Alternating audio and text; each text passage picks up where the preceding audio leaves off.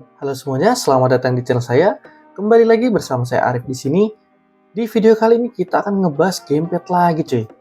Nah, jadi gamepad ini banyak banget seliweran di marketplace ya, khususnya di toko oren. Nah, kenapa saya tertarik dengan gamepad ini? Karena gamepad ini harganya nggak sampai 200.000 ya saya dapatnya ya. Di harga cuman segini, cuy. Nah, buat kalian yang mau beli, linknya nanti saya taruh di kolom deskripsi.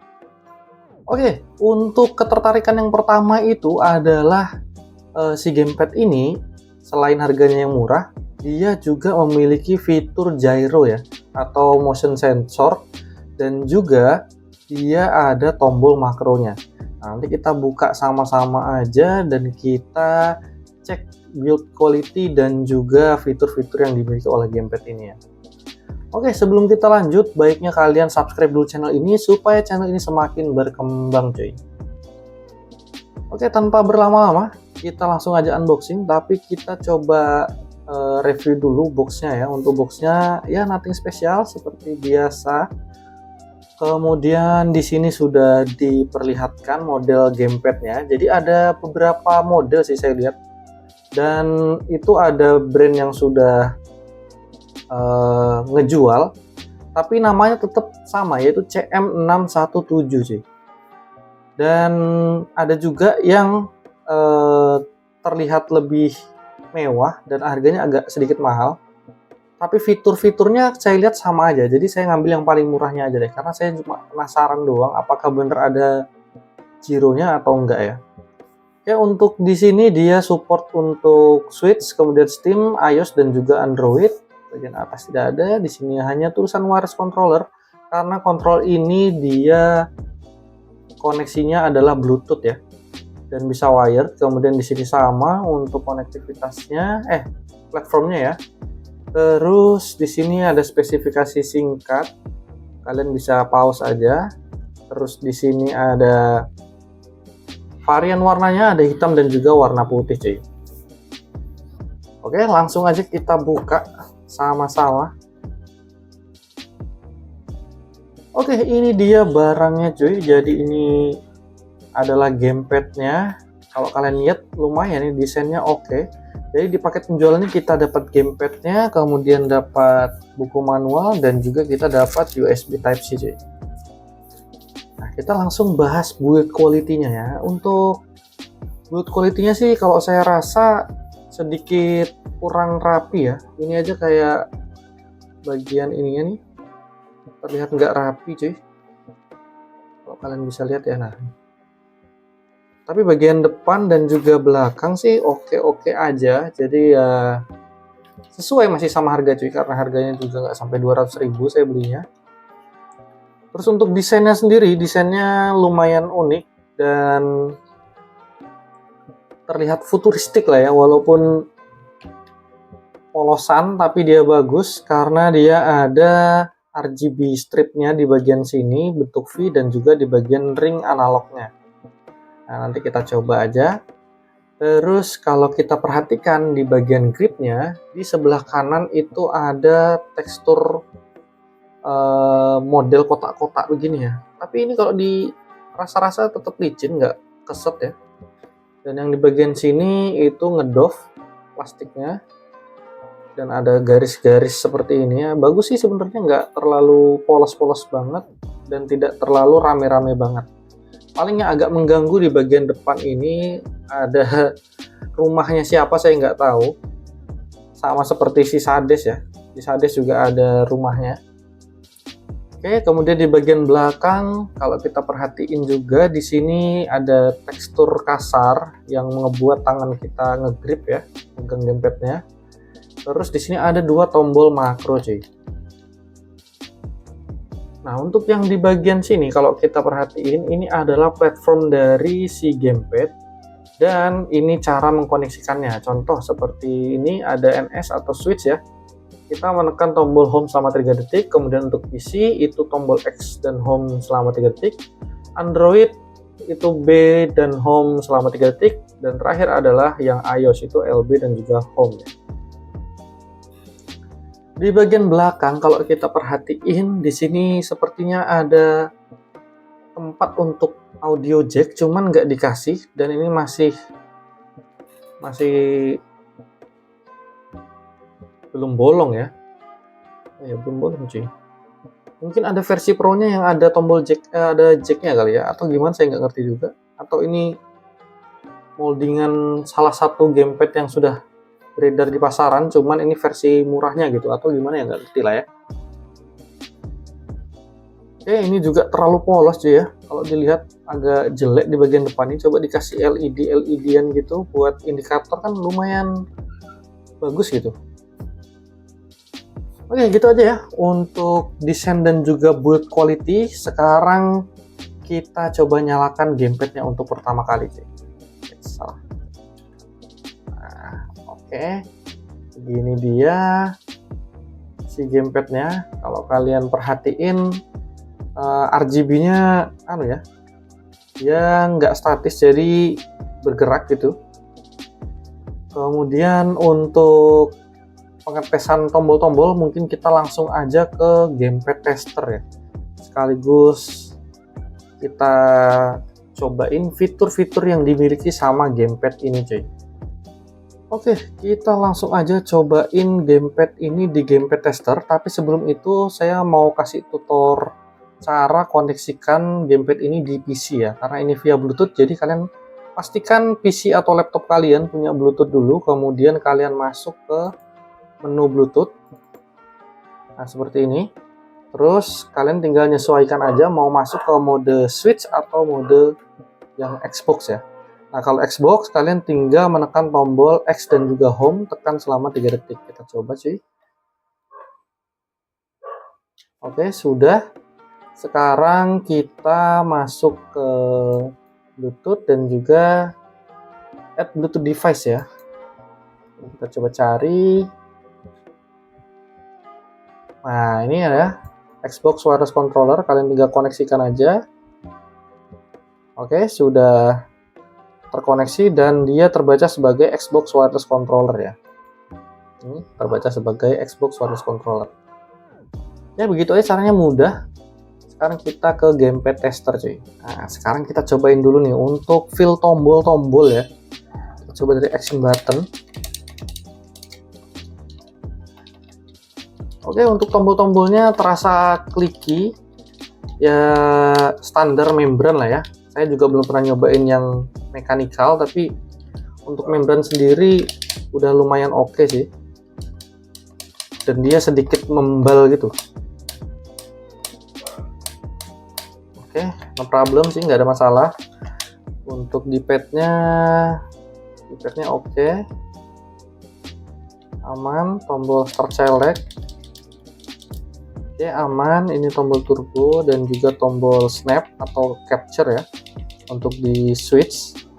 Terus LB nih. Nah, ini yang saya suka nih. Jadi tombol RB dia agak panjang modelnya. Jadi kalau kita mau klik di sini enak, dia langsung ketemu gitu ya tombolnya ya. Tengah juga enak. Di bagian depan sini juga masih bisa mencet cuy. Jadi kalau yang panjang itu emang pas di semua jenis tangannya orang ya. Ada yang panjang kan jarinya, ada yang di sini, ada yang di sini. Ya tergantung dari selera kalian atau kebiasaan kalian. Kemudian kita coba cek untuk tombol RT dan juga LT. Oke, yang ini modelnya dia linear dan kita lihat dia jenisnya adaptif ya, menyesuaikan dengan pressure yang kita berikan. Kalau saya rasa sih ini termasuk sensitif ya dan akurat sih. Walaupun ada sisa nih kalau diperhatiin. Nah, ini saya segini. Ini udah 1. Oke. Ya kalian bisa nilai sendiri lah ya. Tapi untuk dari 0 ke sini itu cukup akurat. Yang di LT juga sama-sama masih nyisa juga. Tapi jangan khawatir, ini bisa dikalibrasi kalau memang kalian nggak cocok ya, atau misalkan dia nggak sesuai. Jadi kalian tinggal kalibrasi, caranya ada di buku manual tuh. Jadi biasakanlah buka buku manual supaya kalian tidak bingung. Nah, di sini sudah ada keterangan untuk preset Nah, di sini ada yang rocker calibration dan juga sensor calibration. Kalau yang sensor ini untuk gyro, yang rocker calibration ini untuk tombol-tombol di joystick maupun yang RTLT ya. Oke, kita lanjut coba cek circularity-nya. Apakah konsisten atau enggak ya. Oke, dia jenisnya yang pinwheel cuy. Dia bukan yang radial. Jadi normal kalau misalkan dia average error-nya besar ya. Jadi jangan kaget ketemu sama yang average error-nya besar. Itu karena memang jenis analognya ya. Karena ini analog pinwheel jadi memang pasti besar. Kita lihat maksimalnya dapat berapa ini. Oh, cuman 21 aja. Oke, untuk yang sebelah kiri dapat 21,7 dan sebelah kanan dapat 21,5 cuy. Dan kalau saya lihat ini sempurna ya, untuk bentuk square-nya atau kotaknya ini sempurna. Jadi nggak ada yang mencele-mencele gitu ya, atau yang kurang bagian kotaknya ini. Jadi ini termasuk bagus untuk yang jenis pinwheel-nya ya. Untuk fitur-fitur yang dimiliki dari gamepad ini udah jelas. Yang pertama ada turbo dan juga makro. Caranya sama aja kurang lebih seperti gamepad-gamepad lain yang memiliki fitur turbo dan makro ya. Untuk turbo kalian tinggal menekan tombol T dan juga action button mana yang mau kalian gunakan. Misalkan ini aja. Oke, nah ini adalah mode turbonya. Dan mode turbonya ini bisa kalian atur intensitasnya ya, atau kecepatan penekanannya ya. Atau spammingnya atau spamnya itu bisa diatur. Caranya kalian tinggal menekan tombol turbo dan juga analog kanan ke atas ataupun ke bawah. Nah, ini naik ke atas. Nah, lebih cepat ya daripada yang tadi ya. Dan dia ada 4 level cuy. Oke. Ini semakin cepat. Dan yang terakhir, nah ini lebih cepat lagi. Jadi ada 4 level. Kalian bisa sesuaikan aja. Kemudian setelah kalian menggunakan tombol turbo, jadi kalau kalian mau matiin itu harus melewati fitur yang namanya auto fire ya. Jadi kalian kalau pencet tombol yang sama, nah dia akan otomatis mencet sendiri ya, atau spam tombol sendiri. Kalau pencet sekali lagi itu baru matiin fitur turbonya. Nah, dan juga auto fire. Oke, gampang, sama seperti biasa ya. Kemudian untuk fitur makro itu juga sama kurang lebih dengan gamepad yang lain. Jadi tinggal tekan tombol turbo dan juga tombol makro mana yang mau kalian gunakan. Kita ambil contoh aja yang M2. Oke, caranya tekan bersamaan sampai dia berkedip. Nah, kalau sudah kedip, baru kalian masukkan kombinasi tombolnya. Contoh aja B, Y, X, A. Baru tekan tombol makronya sekali lagi, klik.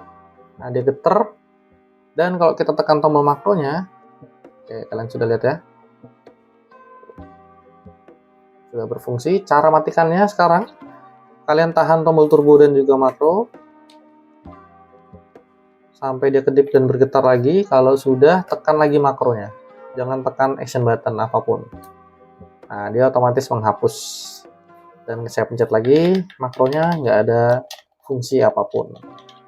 Oke, gitu aja untuk fungsi turbo dan makro. Sekarang kita bahas fitur yang selanjutnya. Dia bisa mengatur intensitas getarannya cuy.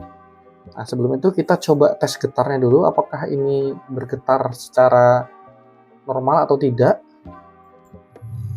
Oke, getarannya solid ya, nggak ada bunyi aneh-aneh juga, dan dia sangat sopan sekali cuy. Nendang-nendangnya itu agak halus tapi nggak juga halus, gimana sih bahasanya, tengah-tengah lah ya, nggak juga terlalu kencang gitu. Kayak saya rasain tangan. Nah, ini belum tahu nih ini yang paling besar atau enggak nih intensitasnya. Kita coba aja atur dengan cara menekan tombol turbo dan juga analog kiri up atau down ya. Oke, ini mati.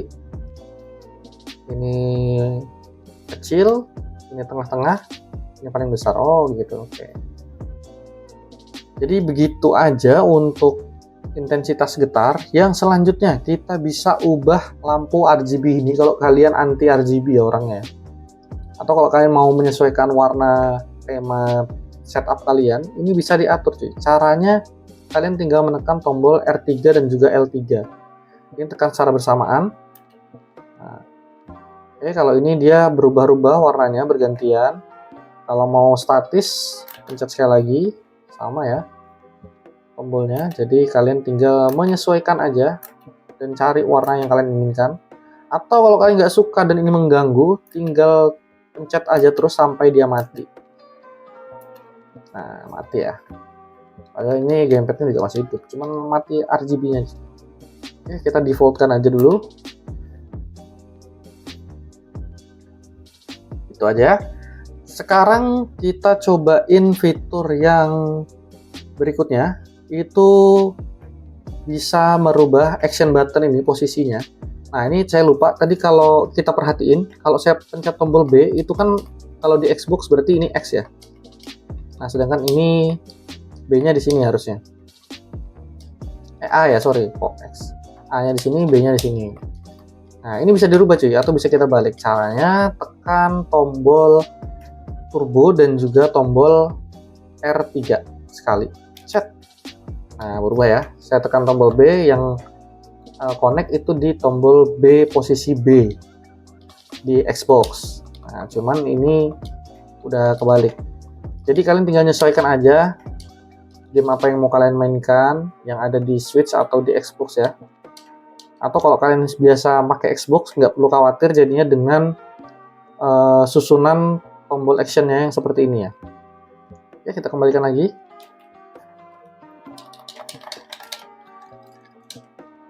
Sekarang kita coba cek gyronya cuy. Nah, jadi untuk ngecek gyro itu sebenarnya mudah. Jadi kalian tinggal merubah koneksinya, yang awalnya tadi menggunakan PC. Sekarang kita ubah menggunakan yang Nintendo Switch. Oke, kita matikan dulu gamepadnya. Oke, untuk masuk ke mode Nintendo Switch, kita hanya perlu menekan tombol home selama 3 detik sesuai instruksi di sini ya. Nah, kalian tinggal tekan aja selama 3 detik sampai dia berkedip cepat cuy. Oke, kalau sudah berkedip cepat, balik lagi ke Bluetooth, dan jangan lupa kalian hapus dulu ya koneksi Xbox-nya yang tadi di sini biasanya. Itu hapus aja, baru kalian add Bluetooth or other device lagi, kemudian cari. Nah, di sini sudah muncul Pro Controller, berarti ini adalah controller Switch. Koneksikan aja langsung, dan oke, done ya. Nah, untuk melihat apakah gamepad ini ada gyronya atau enggak, kalian bisa ngetes atau ngeceknya di Steam cuy. Caranya kalian tinggal buka Steam, kemudian ke pojok kiri atas ini, kemudian setting, masuk ke controller, kemudian calibration and advanced setting, terus kalian buka gyro calibration. Nah, di sini kan udah kelihatan nih kalau dia ada gyronya atau enggak cuy. Untuk kalibrasi dan lain-lain, kalian bisa lakukan kalibrasinya di sini ataupun di buku manual, ini sudah ada ya, yang sensor abnormal calibration cuy. Nah, lanjut kita coba tes latensinya via gamepad lah dulu. Oke, ini terbaca sebagai Xbox S controller ya.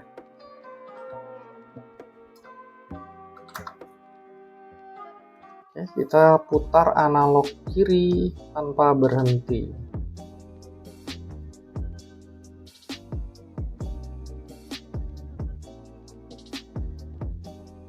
Oke, untuk polling rate yang didapatkan ada di 125 Hz, kemudian rata-ratanya di 52,4 Hz, stability-nya di 41,92%, dan synthetic test-nya untuk minimal latency di 1 millisecond, average latency di 19,9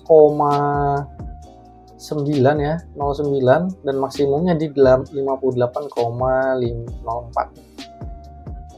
Oke, kalian simpulkan sendiri aja lah ya, bagus atau enggaknya. Kalau saya pribadi sih, saya nggak begitu peduli dengan polling rate ini, karena ketika saya main game selama dia tidak delay itu aman aja ya.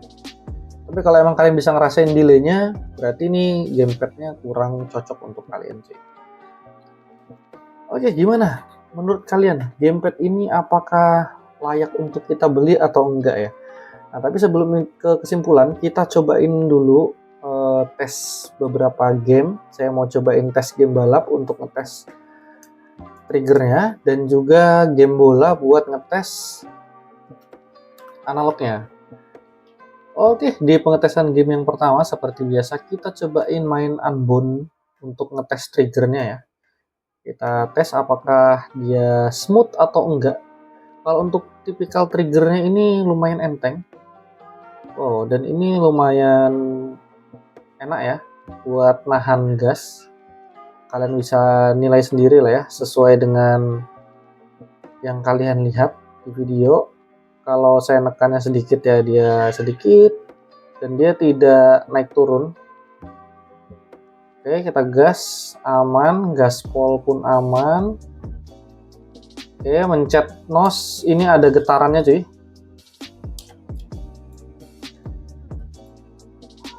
Saya juga nggak ada ngerasain delay ya, walaupun ini koneksinya hanya dengan Bluetooth. Oke, enak cuy. Di tap-tap untuk drifting juga enak.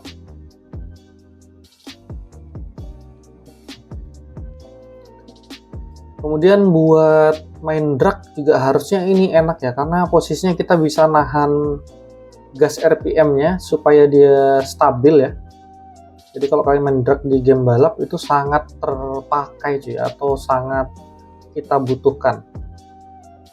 Oke, gitu aja untuk pengetesan di game balap Need for Speed Unbound. Sekarang kita cobain main bola untuk ngecek analognya ya, karena dia modelnya pinwheel, apakah saya cocok atau enggak, karena biasanya saya menggunakan yang jenisnya radial.